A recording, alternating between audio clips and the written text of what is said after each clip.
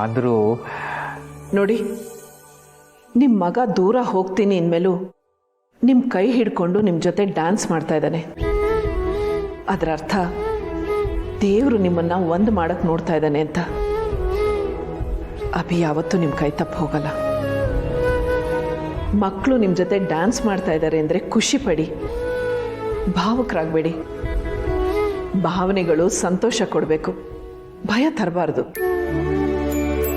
ಇವ್ರು ನನ್ನ ಮಕ್ಕಳು, ನಾನು ಇವರಪ್ಪ, ಇವ್ರ ಜೊತೆ ನಾನು ಡ್ಯಾನ್ಸ್ ಮಾಡಿದ್ದೀನಿ ಅಂತ ಎಲ್ಲರ ಹತ್ರನೂ ಹೆಮ್ಮೆಯಿಂದ ಹೇಳ್ಕೊಳ್ಳೋ ಹಂಗೆ ನೀವು ಡ್ಯಾನ್ಸ್ ಮಾಡಬೇಕು. ಸರಿ ತುಳಸಿಯವರೇ, ನಿಮ್ಮ ಮಾತುಗಳು ಕೇಳ್ತಾ ನನಗೆ ಭಯ ಸ್ವಲ್ಪ ಕಮ್ಮಿ ಆಗ್ತಾ ಇದೆ. ನೀವು ಹೇಳೋದು ಸರಿ. ನನ್ನ ಮಕ್ಕಳ ಜೊತೆ ನಾನು ಡ್ಯಾನ್ಸ್ ಮಾಡೋದಕ್ಕೆ ಟೆನ್ಷನ್ ಯಾಕೆ? ಸರಿ, ನಾನು ಡ್ಯಾನ್ಸ್ ಮಾಡ್ತೀನಿ.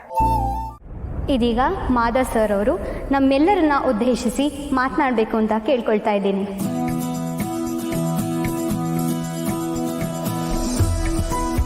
ಎಲ್ರಿಗೂ ನಮಸ್ಕಾರ. ಮೊದಲನೇದಾಗಿ ನಾವು ಇವತ್ತಿನ ದಿನ ಈ ಸಿಲ್ವರ್ ಜೂಬ್ಲಿಯನ್ನು ಆಚರಿಸ್ತಾ ಇದ್ದೀವಿ ಅಂತಂದರೆ, ಅದು ಇಷ್ಟು ಸಂಭ್ರಮದಿಂದ ಆಚರಿಸ್ತಾ ಇದ್ದೀವಿ ಅಂದರೆ ಅದಕ್ಕೆಲ್ಲ ಮುಖ್ಯ ಕಾರಣ ನೀವುಗಳೇ.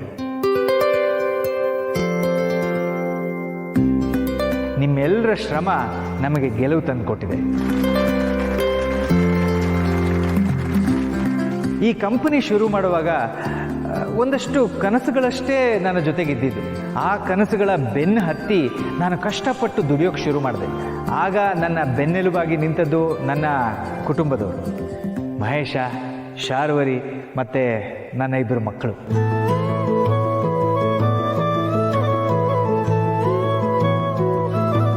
ಎಷ್ಟೋ ಸಾರಿ ಕೆಲಸ ಹೆಚ್ಚಾಯಿತು ಅಂತ ನಾನು ಆಯಾಸದಿಂದ ಕೂತಾಗ ಆ ಜವಾಬ್ದಾರಿಯನ್ನು ಅವರ ಹೆಗಲ ಮೇಲೆ ಹೊತ್ಕೊಂಡಿದ್ದು ನನ್ನ 2 ಮಕ್ಕಳು.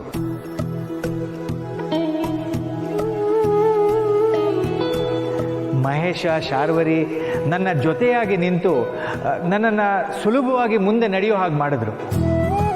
ಅದೇ ಕಾರಣಕ್ಕೆ ನನಗೆ ನಮ್ಮ ಮನೆಯ ಬಗ್ಗೆ, ನಮ್ಮ ಕುಟುಂಬದ ಬಗ್ಗೆ ತುಂಬ ಹೆಮ್ಮೆ ಅನಿಸುತ್ತೆ.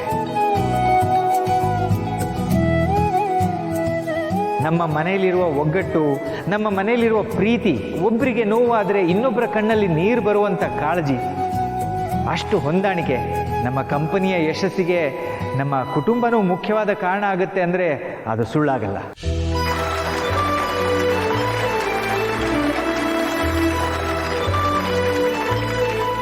ಈ 25 ವರ್ಷದ ಸಂಭ್ರಮ ಮುಂದುವರೆದು 50 ವರ್ಷದ ಸಂಭ್ರಮ ಆಗಬೇಕು, 50, 100 ಆಗಬೇಕು. ನನ್ನ ಮಕ್ಕಳು ನನ್ನಷ್ಟೇ ಪ್ರೀತಿಯಿಂದ, ಜವಾಬ್ದಾರಿಯಿಂದ ಈ ಕಂಪನಿಯನ್ನು ಮುಂದುವರಿಸ್ಕೊಂಡು ಹೋಗ್ತಾರೆ ಅನ್ನೋ ನಂಬಿಕೆ ನನಗಿದೆ. ನಿಮ್ಮೆಲ್ಲರ ಪ್ರೋತ್ಸಾಹ, ಬೆಂಬಲ ಅವರಿಬ್ಬರಿಗೂ ಇರಬೇಕು. ನಾನು ಅಷ್ಟೇ ಕೇಳ್ಕೊಳ್ಳೋದು. ನಮಸ್ಕಾರ.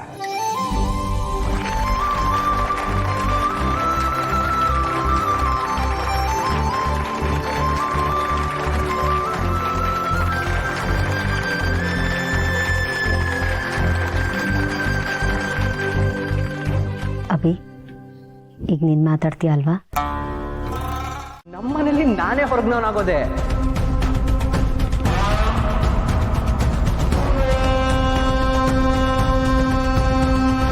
ಅದಕ್ಕೆ ನಾನು ನಿರ್ಧಾರ ಮಾಡಿದ್ದೀನಿ, ನನಗೆ ಈ ಕುಟುಂಬದ ಸಹವಾಸನೇ ಸಾಕು. ನಾನು ಈ ಕುಟುಂಬದಿಂದ ಬೇರೆ ಆಗಬೇಕು ಅಂದ್ಕೊಂಡಿದ್ದೀನಿ.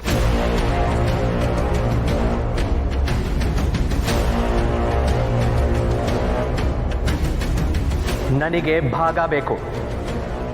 ನನ್ನ ಪಾಲಕ್ಕೆ ಸಿಗಬೇಕಾಗಿರೋ ಭಾಗನ ನನಗೆ ಕೊಟ್ಬಿಡಿ ಮಾಧವ್ ಅವರೇ.